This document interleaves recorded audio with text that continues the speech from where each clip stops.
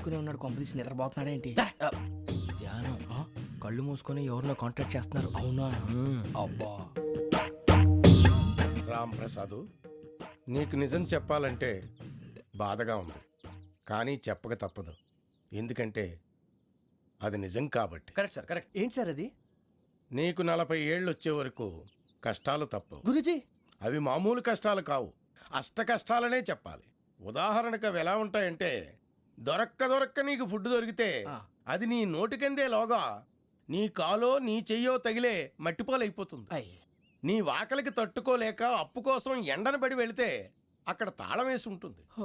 మరో కఠోరమైన నిజమేమిటంటే, నీ దరిద్రాన్ని చూసి భరించలేక నీ భార్య లేచి వెళ్ళిపోతుంది. ఒక్కతేనా ఎవరితోనన్నా? తప్పు.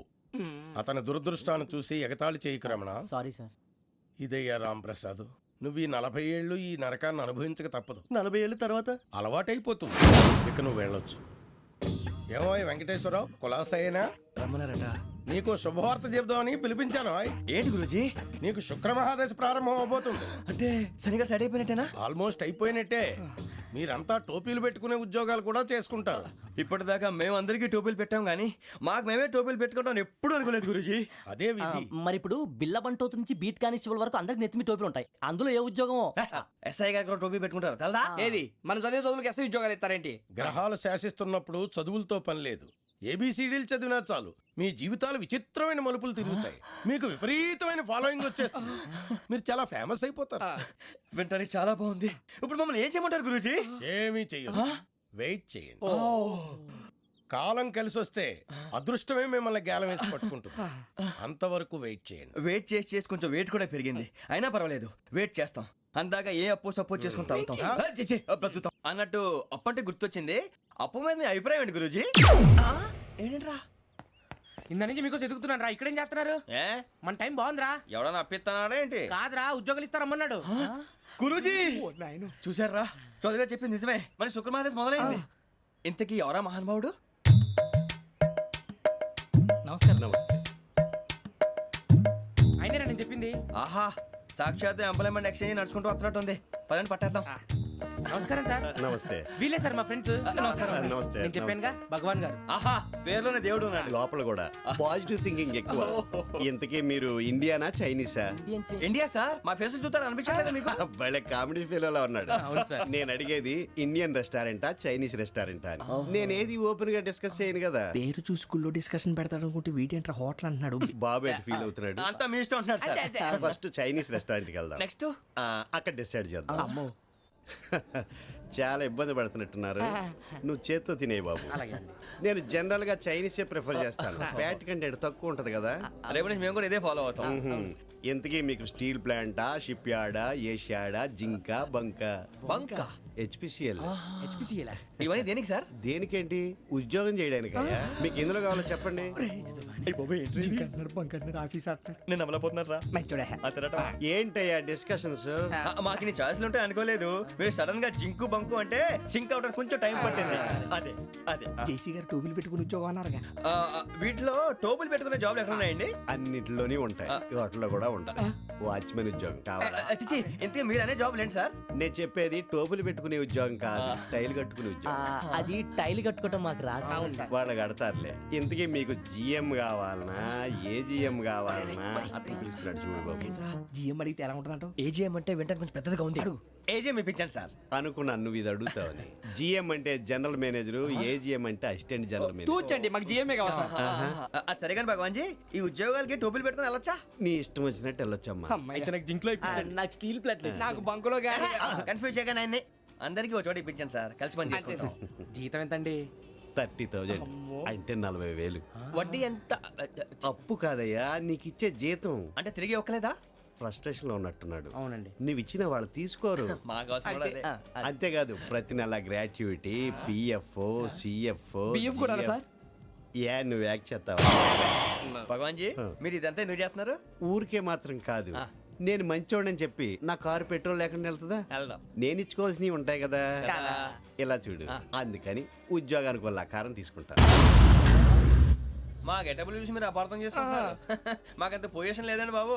పోనీ నలుగురు కలిసి ఉద్యోగం చేసుకోవచ్చా? మీ దరిద్రం నాకు అర్థమైంది. థ్యాంక్స్. మీ నలుగురు కలిసి ఓ ₹1,00,000 ఇవ్వండి చాలు. నేను నమ్మనరా, డబ్బుల విషయంలో అసలు నమ్మను. నాన్నగారు మీరు అలా అంటాం భావ్యం కాదు. ఏదో జేసీ గారి సిఫార్సు వల్ల శని గారు సైడ్ అయ్యి శుక్రవారం మొదలైంది. ఉద్యోగం దానంతటి అదే వెతుకుంటూ వచ్చింది. అందుకని ఇంకేం కావాలో చెప్పండి. స్టీల్ ప్లాంట్ లో జీఎం అని పెద్ద పోస్ట్ అమ్మా. జీతం 30,000, నెల నెల ప్రమోషన్లు, సిఎఫ్లు, డిఎఫ్లు, పిఎఫ్లు, బిఎఫ్లు. ఇవన్నీ నువ్వు చదివిన చదువుకే. అబ్బాబే దీనికి చదువుకి సంబంధం లేదండి. చెప్పాను కదా శుక్ర మహాదశ. అది దాని పవర్ అనుకోండి, ఎఫెక్ట్ ఈ అనుకోండి. రోజుల్లో కూడా గ్రహాలు ఏటా nonsense? అబ్బా ఏంటండి వాడన్న ప్రతిదాన్ని ఇలా కొట్టి పడేస్తారు. చిన్నప్పటి నుంచి లక్షలు పోస్ట్ చదివించారు. అమ్మా నువ్వు లేని పోనీ పెట్టుకో. లక్షలు ఎక్కడైనా ఊరుకోరా, మాట వరుస కదాలే. ఒక 25,000 ఇస్తే వాడి జీవితం సెటిల్ అయిపోతుంది అంటున్నాడుగా. అంతగా ఆలోచిస్తారేంటండి? అమ్మా నాకు ఉద్యోగం రాగానే మీ అందరూ స్టీల్ ప్లాంట్ షిఫ్ట్ చేస్తానే. ఓకే నువ్వు చెప్పేదంతా కరెక్టేనా? నాన్నగారు మీకు అంత అనుమానం అది ఇవ్వకండి. సర్లే, ఇప్పటికిప్పుడు అంత డబ్బు అంటే కష్టం కానీ నా కెనటిక్ హోండా అమ్మాలి. నాకు తెలుసు మీరు ఆ నిర్ణయం తీసుకుంటారని, అందుకే పార్టీని పట్టుకొచ్చాను. బయట వెయిటింగ్.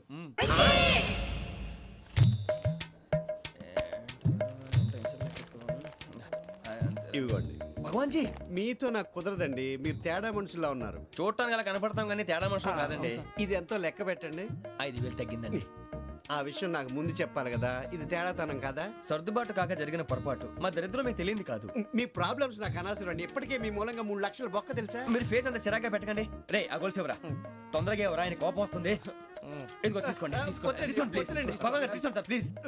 భగవాన్ గారు మీ కోపం తగ్గిందా? కోపం కాదు వెంకటేశ్వర గారు, ఎందుకో మోసాన్ని భరించలేను. అది నా బలహీనత. ఇవన్నీ వదిలేయండి. ఇంకోసారి పొరపాటు జరగదు. మేము ఎప్పుడు జాయిన్ అవ్వాలో చెప్పండి. కొత్త బట్టలు కొనుక్కోవాలి. మీరు ఆ పనిలో ఉండండి. పొద్దున్నే గుడికి వెళ్ళి 9:30 కల్లా, మొన్న వచ్చారే ఆ ఆఫీస్కి వచ్చేయండి. మీ అపాయింట్మెంట్ ఆర్డర్స్ రెడీగా ఉంటాయి. 8:30కి వచ్చేస్తాం. మీరు వచ్చిన వాళ్ళ తలుపులు తీరు.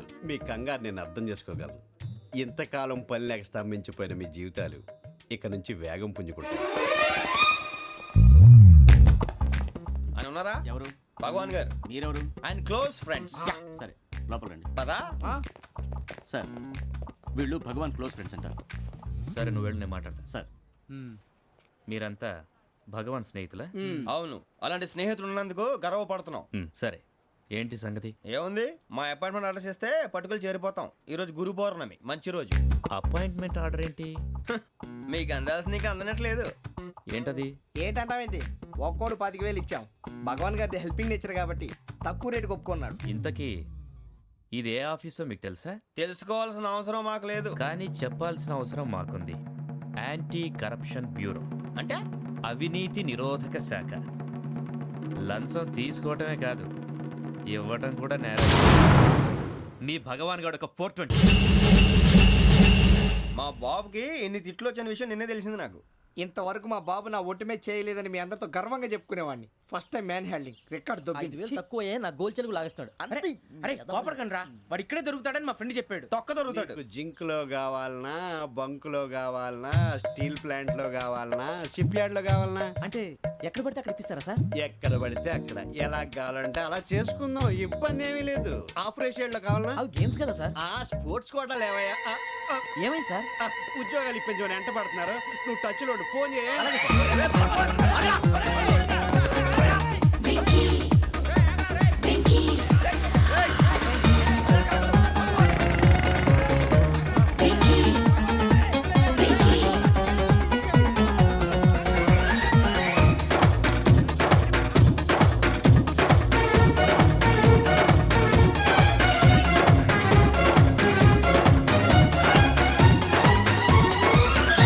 On your marks set go.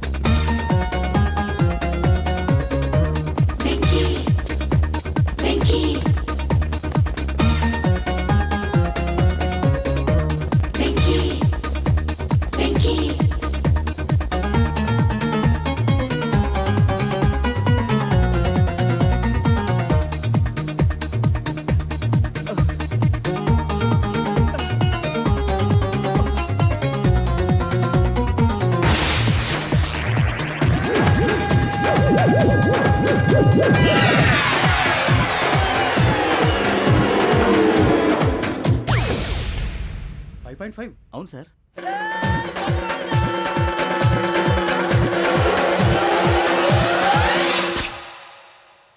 Great.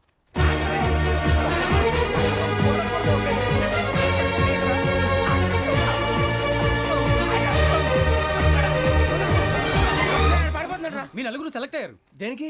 SI selections లో మీరు ఫిజికల్ టెస్ట్ అన్ని పాస్ అయ్యారు.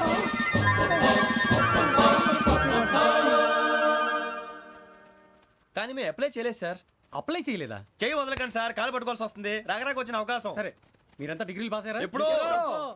ఓకే, ఇప్పుడు అప్లై చేయండి. Thank you sir. నేను మేనేజ్ చేస్తాను. Thank you sir. మీరు రిటర్న్ టెస్ట్ ప్రిపేర్ అలాగే అవ్వండి. సార్. All the best. రేయ్, ఈ పరీక్షల్లో సమాధానాలని ఏబిసిడ్యూల్లోనే ఉంటాయి. ప్రతి ప్రశ్నకి 4 ఏదో ఒకటి కరెక్ట్ ఆన్సర్. ఏది కరెక్టో మనకు తెలియదు కదరా. నీకు ఏబిసిడ్యూల్ తెలుసు కదా? తెలుసు. అయితే కళ్ళు మూసుకుని 4 ఏదో ఒకటి రాసుకుంటూ పోతాం. మన అదృష్టం బాగుండి అవి కరెక్ట్ అయితే పాస్ అయిపోతాం. ఎస్ఎల్ కూడా అయిపోతాం. వారిని ఏబిసిడీలు వస్తే ఎస్ఐలు అయిపోతాం అని తెలిస్తే నాన్న కష్టాలు పడి డిగ్రీలు చేసేవాళ్ళం కాదు కదరా. రెడీ, స్టార్ట్ చేద్దాం. నీ ఇష్టదేమో ఆంజనేయ స్వామి. వేసుకో. నీ ఇష్ట పొలిటీషియన్ వాజ్పేయి. ఏబిసిడీలో రావాలి. నేషనల్ లెవెల్లో కాదు, స్టేట్ లెవెల్లో 7. స్టేట్ అయితే చంద్రబాబు నాయుడు. సిఎస్కో.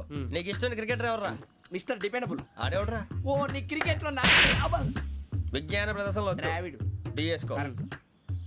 వేసావా? నీకు ఇష్టమైన నటుడు? బాలకృష్ణ. సమర్ సుమారెడ్డిలో డీటెయిల్స్ వద్దు, బిఎస్కో. అయిపోయిందిరా. అందరూ దీన్నే ఫాలో అవ్వాలి. రాత్రికి ఏబిసిడీలు బాగా బట్టి పట్టండి. అందరూ ఏవే ఆన్సర్లు రాయాలి. మునిగితే అందరూ కలిసి మునుగుదాం. అయినా గురువారం పాటు గురుమేట్ల మీద కూర్చొని రాసింది ఖచ్చితంగా జరుగుతుందని జేసీ గారు చెప్పారు. మన ప్రయత్నం మనం చేద్దాం, మిగిలింది నేను ఎక్కడికి వదిలేద్దాం. ఆయన కూడా ఏదో పని ఉండాలి కదా.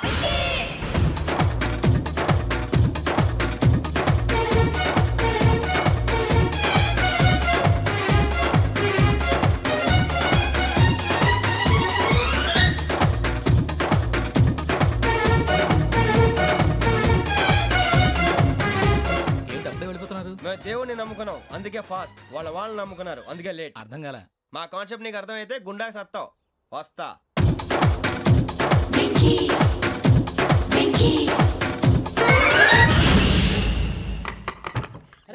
అరే మనం అనుకున్నదంతా అయిపోయింది. జరిగిపోయిందిరా. పొద్దున చిరా తెప్పించకండి. ఎవరు పోయారు? నీ దరిద్రం పోయింది. నువ్వు ఎస్ఐ ట్రైనింగ్ కి సెలెక్ట్ అయ్యావు. అన్న తండ్రి నేనే నమ్మలేదు, వాళ్ళు నమ్మారు. నాన్న నోరు తెరవరా. వాడు ఇంకా మొహం కడుక్కోలేదమ్మా. వాడికి ఏం కొత్త కదమ్మా, నువ్వు పెట్టవే. అమ్మా, చాలా సంతోషంగా ఉంది.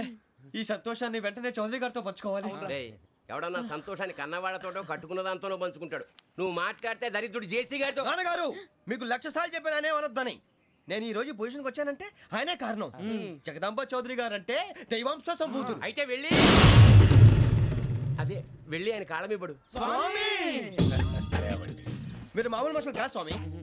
టోపీలు పెట్టుకుని ఉద్యోగాలు వస్తాయన్నారు, అలాగే జరిగింది. ఏబిసిడీలు వస్తే చాలన్నారు, చివరికి వాటిలతోనే ఉద్యోగాలు తెచ్చుకున్నాం. ఇందులో నాదేముంది? మీ గ్రహాల మూమెంట్ అలా ఉంది. అలా అనకండి, ఆ గ్రహాలు అలా మూవ్ అయ్యేలా చేసింది మీరే. వెంకీ, ఈ ప్రయాణంలో నీకు ఇంకో ప్రయోజనం కూడా ఉందయ్యా. వీళ్ళందరూ ట్రైన్ యాక్సిడెంట్ లో పోతారా స్వామి? కాదయ్యా, ఈ ప్రయాణంలో నీకు అందాల రాశితో పరిచయం ఏర్పడుతుంది. ఆ పరిచయం ప్రణయంగా మారి వివాహానికి దారితీస్తుంది. స్వామి, మాకు పొజిషన్ లేదని ఊళ్ళో లేడీస్ అందరూ చాలా చీప్ గా చూస్తున్నారు. ఎలారా బాబు అనుకున్నాను. చల్లటి వార్త చెప్పారు. మరి మాకు నీకింకా కొంతకాలం బ్రహ్మచర్యం తప్పదు. వీళ్ళకి ఇప్పుడు అప్పుడే తొందరగా ఉందిలేండి. మేము బయలుదేరుతాం స్వామి. మిక్సల్ టచ్ లో ఉంటాం. శుభం.